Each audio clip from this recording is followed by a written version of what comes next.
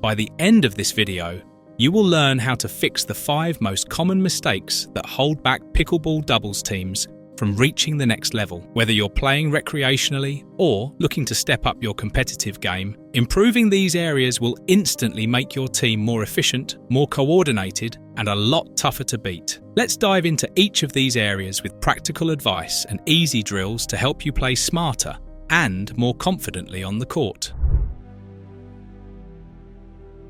One of the biggest issues many doubles teams face is moving up too fast after serving, especially on the third shot. Picture this: one player is setting up to hit a third shot drop, and the partner has already rushed all the way to the kitchen line. That creates a problem. It means all the pressure is now on the player hitting the drop shot to make it perfect. If it's even slightly too high or too deep, the partner up front is exposed and can get hammered with a fast return. The better approach is to use a technique that keeps both players in sync. When your partner is hitting the third shot, don't blindly run forward. Instead, face them slightly, start to shuffle your feet, and read the quality of the shot. If it's a well-executed drop or drive, you can move forward with confidence. If it's a shaky shot, you're already in position to hold back or even retreat slightly and help defend. It's all about staying connected with your partner. Use your peripheral vision and body orientation to respond fluidly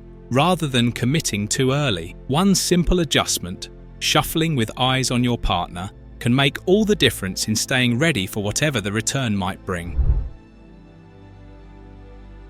Another mistake players make is not recording their matches. This might sound unrelated to technique, but it's actually one of the most powerful tools for improvement. Many players shy away from recording because they think it's unnecessary or feel uncomfortable watching themselves play. But if you're serious about leveling up, analysing your own game is essential. There are smart tools out there that remove all the downtime and cut right to the action. With match analysis technology, you can quickly review rallies, see where you missed returns, and even get highlights of your longest or most intense points. You'll gain insights into where you tend to place your shots, how often you're winning on serve versus return, and how effectively you're moving. Even just watching your footwork or how you position during transitions can be eye-opening. When you see your mistakes on video, they stick with you, and that awareness helps you make adjustments faster in real matches.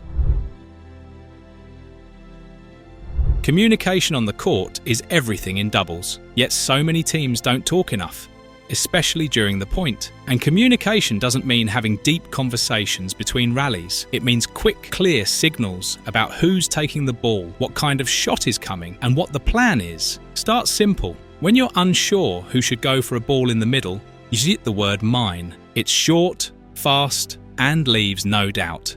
Saying yours can work too, but it should come early and with confidence, so your partner isn't caught off guard. And having a designated priority forehand can help solve disputes on 50-50 middle balls. Choose who takes them more often ahead of time. You can also use verbal cues like soft or hard to indicate the type of shot you're going to hit. Saying soft tells your partner you're dropping the ball and they should hold back a little. Saying hard means you're driving or speeding up, and they should crash the net to apply pressure. This type of in-point communication not only helps avoid confusion, but also builds trust and synergy between teammates. Between points, talk strategy. Decide what's working, what's not, and test different tactics. Maybe you noticed one opponent has a weak backhand or struggles with fast pace. Target that. Create a system where you experiment and adapt, not just one set plan, but a rotation of strategies that you evaluate as the match progresses.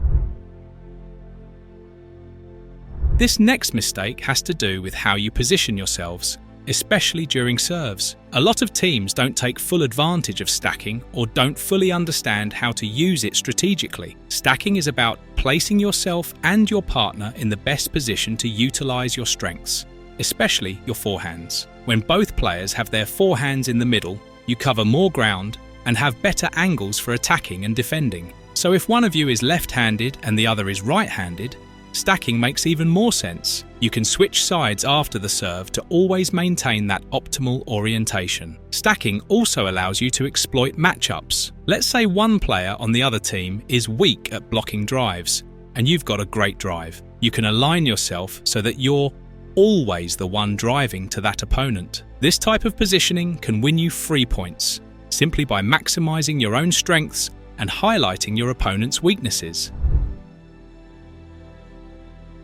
The last common mistake is misunderstanding how to cover the middle of the court. Many teams still rely on outdated ideas like the player on the left takes the middle. While that's a nice rule of thumb for beginners, it quickly falls apart when you start facing stronger opponents or when you're on a team with a lefty and a righty. Instead, you want to practice something called tethering. Think of it like having an invisible rope between you and your partner. As one of you moves left or right, the other adjusts slightly, keeping the spacing balanced. The middle is no longer a fixed line at center court. It shifts depending on your positions and court dynamics.